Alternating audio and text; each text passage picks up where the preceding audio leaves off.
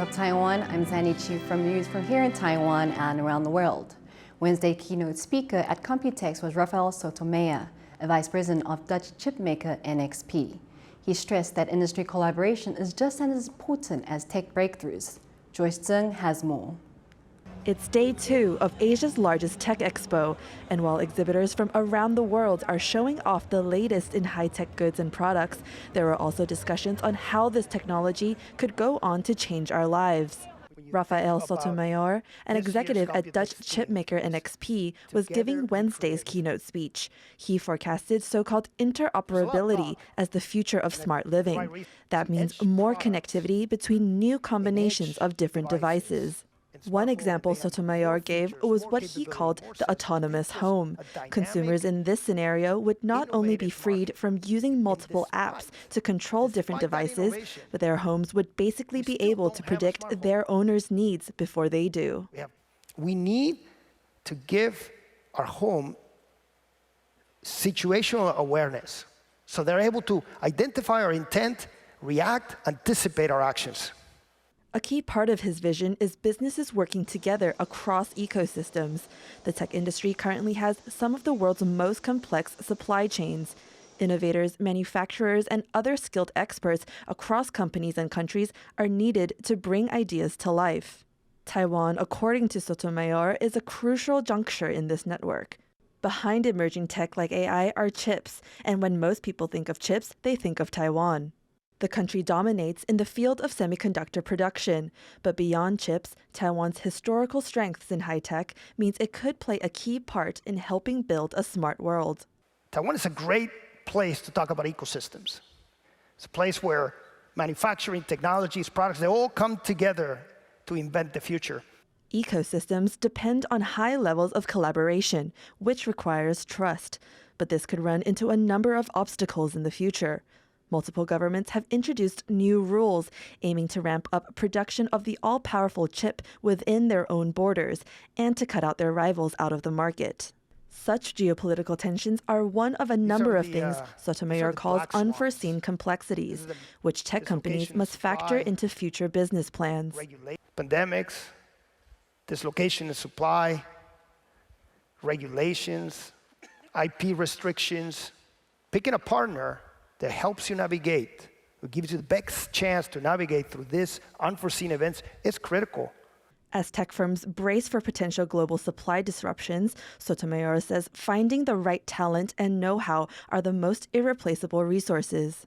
People are still the main drivers of tech innovation, and he says it'll be up to teamwork and human judgment to enable not only a smart future, but a safe one. Eason Chen and Joyce Zheng for TaiwanPlus. Taiwan's top weapons maker has completed development of virtual battle simulators that it says will help the military train its soldiers. Hemo Khan has the story. These battle simulation pods are the newest addition to Taiwan's military training programs. The country's top weapons maker, the Dongsan Institute, says it's developed 240 of these simulators and other training equipment to boost the combat readiness of its soldiers. 希望能够从现在提供的战技战斗训练 向上提升到战术层级的训练，那目标包括整合了异地异质的模拟系统，透过联网的整合，建构一个虚拟战场，提供多兵科的协同训练。Taiwan is bolstering its defenses in the event of an invasion from China, which sees the island nation as part of its territory. And these simulators are one way that Taiwan is working to make its troops more prepared. This simulator trains soldiers on how to operate one of the country's most advanced armored vehicles, the Clouded Leopard. It's used to support troops on the ground, and it's one of the most common vehicles used by the Army. Another simulator helps familiarize soldiers with different shooting angles before they start live-fire training on a real course. Defense officials say that this type of training will help in defending against an attack from China. Taiwan recently completed 1 week of tabletop war games with U.S. defense officials overseeing the simulation. The military here says the results show that training will be valuable to Taiwan's defense. 台美共同观察之后，也都认为在防卫军在联战任务行动要项，还有年度的一个训练目标，在这一次演训之中，我们都可以达成这样子的一个训练的一个任务。China spends more than 17 times more on defense than Taiwan does, and it has the world's largest navy. President Xi Jinping has instructed his country's military to be ready for a possible conflict with Taiwan by the year 2027.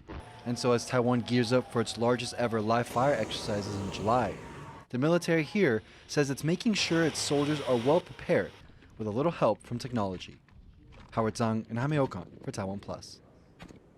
If you leak personal data, you have to pay the fines. That's a message Taiwan's digital ministry is sending after it punished multiple companies for not adequately protecting customer data. The ministry is investigating several companies, including major book retailer Islite and Singaporean e-commerce platform Shopee.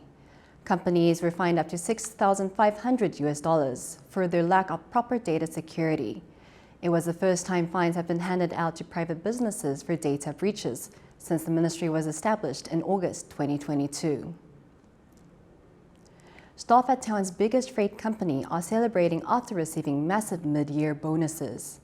Evergreen Marine has given payouts worth about 10 months of salary, an average of $20,000. The company has made huge profits in the last few years as demand for freight services skyrocketed during the pandemic. This hefty mid-year bonus was still smaller than the company's last year-end bonus, which was nearly 4 years' worth of salary. Taiwan says its fourth wave of COVID-19 infections should peak by early July. Right now, health officials estimate more than 20,000 people a day are catching the virus, and up to 1 in 5 of them are people who've had it before. Officials say reinfections are relatively common with the dominant XBB subvariant. Cases of flu in Taiwan have also risen. 7 people died from the illness last week. Taiwanese opera star Li Hua will be getting her own documentary. The story is based on 60 years of her dedication to traditional Taiwanese opera.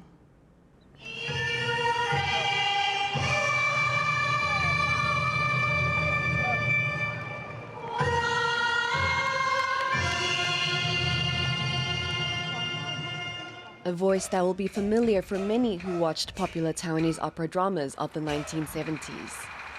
This is Li Hua, a Taiwanese opera star who is widely regarded as a national treasure. Yang dedicated most of her life to this traditional storytelling art form, but now her own story is finally being told in a documentary which will focus on her life and career. Yang felt nervous and unwell at a press conference announcing the film on Tuesday. Her apprentice Chen Yalan helped her record her speech.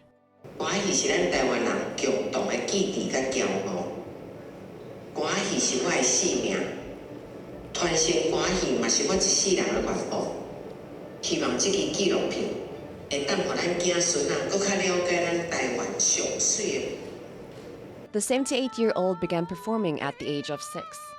She is one of the first and women performers to master male roles and has established a fan base that traverses generations and borders.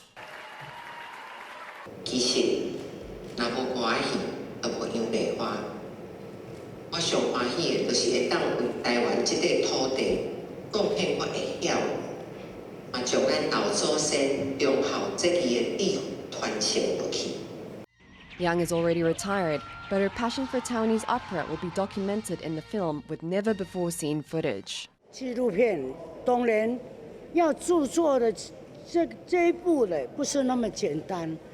策划要推出一定有目共睹，做的一定要留的，值得留，值得你们来看的这一部电影。 Yang's documentary is expected to be released by 2026. Thank you for watching What's Up Taiwan. Remember to download the TaiwanPlus app for more stories from Taiwan and around the world. Finally today, we leave you with images of 230 classic cars hidden for decades in a dusty barn in the Netherlands. The vehicles are now up for auction. I'm Sandy Chi, take care and see you next time.